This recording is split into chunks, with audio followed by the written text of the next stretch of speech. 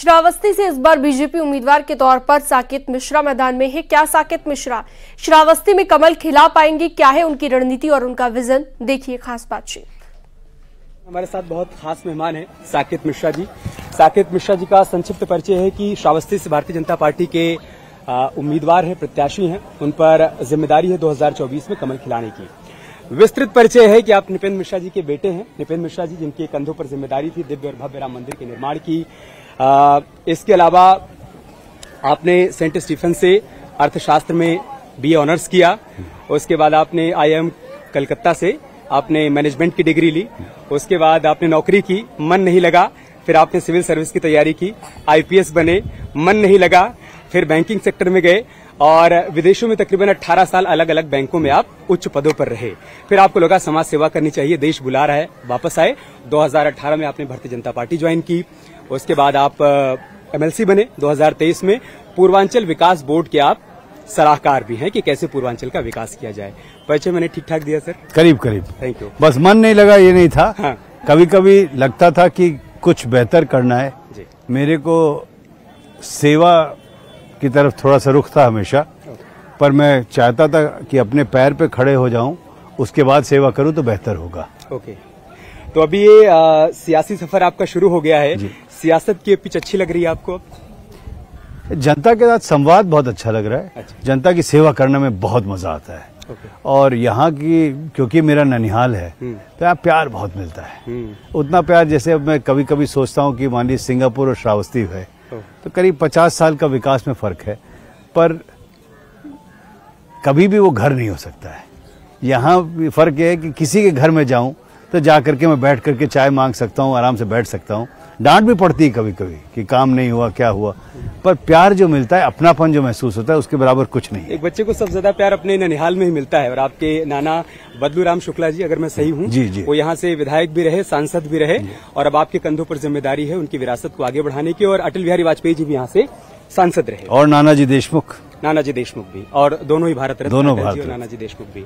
तो अब मेरा सवाल ये है कि आप जब 2018 में पार्टी में आते हैं, उसके बाद कोरोना काल आता है, आप यहाँ पर काफी सक्रिय नजर आते हैं। संदेश और मैसेज तभी मिल गया था कि आगे 2024 में यहाँ पर सियासी पिच पर उतरना है, या जब बीजेपी की पहली लिस्ट आई तब आपको पता चला कि अब आपको लोकसभा चुनाव लड़ना है? आप तो जानते हैं भारतीय जनता पार्टी को मेरे से ज्यादा अच्छा ये पार्टी कभी किसी को हक नहीं देती ऐसे कि आपकी बपौती है किसी चीज पर। वो देखती है काम क्या हो रहा है, कौन जीतने का कैंडिडेट होता है, किसने जनसेवा का तजुर्बा लिया है, किसकी क्षमता क्या है। और मुझे लगता है कि कभी कभी वो लोग ये भी देखते हैं कि किस क्षेत्र में किस तरह के उम्मीदवार की जरूरत है।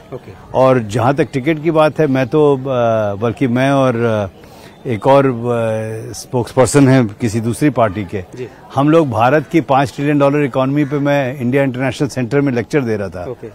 तो 6 बजे लेक्चर शुरू हुआ, 7:40 पे शायद मेरा नाम निकला। मुझे ये नाम 6:30 बजे निकल गया था। 7:40 पे मुझे किसी आयोजक ने बताया कि आपका नाम निकला है, तो मेरे को कुछ नहीं था संदेश। और उसके बाद भी बल्कि मेरा फोन बंद रहा 8:30 तक। तो जब तक मैंने खोला तो समझिए फोन पिघला नहीं, बड़ी बात थी। और लोग बहुत गुस्सा हुए कि आपने फोन क्यों नहीं उठाया, मुझे पता ही नहीं था।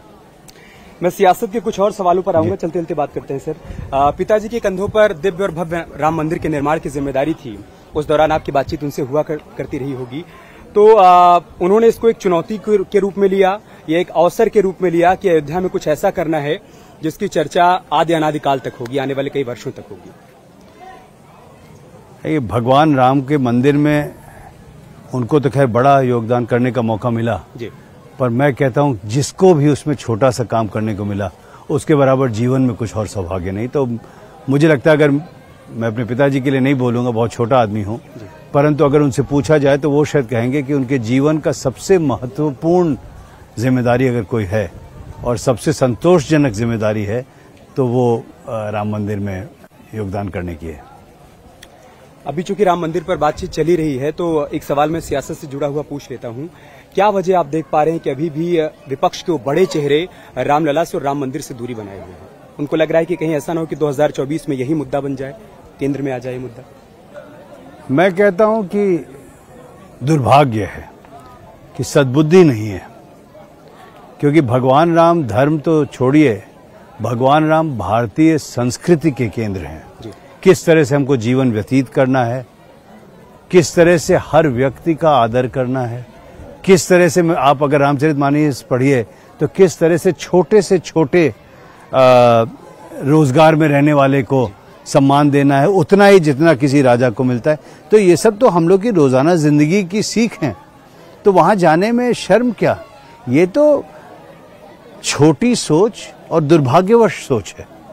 डबल इंजन की सरकार की जो उपलब्धियां हैं, खासतौर से विकास को लेकर, इसके अलावा स्वास्थ्य को लेकर, शिक्षा को लेकर जो काम किए गए हैं, उसकी चर्चा पब्लिक के बीच में आप सुन पा रहे हैं, देख पा रहे हैं, या विपक्ष की तरफ से जो बातें कही जा रही हैं कि महंगाई, बेरोजगारी, हिंदू मुस्लिम, आपको लग रहा है कि चर्चा इसकी ज्यादा हो रही है? उनके मन में चर्चा हो रही है।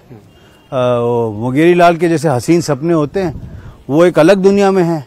मैं जैसे अभी सबको संबोधन में कह रहा था कि रोड किसी से पूछती नहीं है जाति क्या है, धर्म क्या है। जब बच्चे के घर पे लाइट आती है तो कोई लाइट उसकी पढ़ाई को रोकने के लिए रुकती नहीं है कि उनके पिताजी की तनख्वाह कितनी है। तो इसलिए ये एक नया भारत है और उपलब्धि और सुधार लोग जी रहे हैं, उनको कुछ चर्चा की जरूरत ही नहीं है। बल्कि हम लोग को कभी कभी याद दिलाना पड़ता है कि आप वो दिन याद करिए जो मैं कर सकता हूँ कि जब यहाँ पे केवल 2-2 घंटे लाइट आती थी। सही बात है। वो दिन मुझे याद है जब आपके घाघरा पे रोड इतनी खराब थी कि पंचर होना अनिवार्य था। वो दिन मुझे याद है जहाँ पे मतलब स्कूल तो छोड़िए, रोडों जो स्कूल की रोड होती थी, रोड पे गड्ढे इतने बड़े बड़े होते थे कि रोड ही नहीं दिखती थी, जलमग्न होते थे कई स्कूल यहाँ पे। तो मैंने वो दिन भी देखे। यहाँ पे मैंने पीएचसी देखे जहाँ पे भैंस बंधी हुई है अंदर। तो इस तरह का था। तो जो बदलाव है हर व्यक्ति को चर्चा तो है, लोग जी रहे हैं, देख रहे हैं, हर क्षण देखते हैं। आपकी चुनावी व्यस्तता, इसलिए एक आखिरी सवाल मैं करूंगा। देवरिया से आपकी जड़ें जुड़ी हुई हैं और श्रावस्ती में आपका ननिहाल है, उसके बावजूद विपक्ष की तरफ से एक नैरेटिव सेट करने की कोशिश की जा रही है कि आप बाहरी हैं, इस पर क्या कहेंगे? नहीं, वो सबको कहने का जो हक है।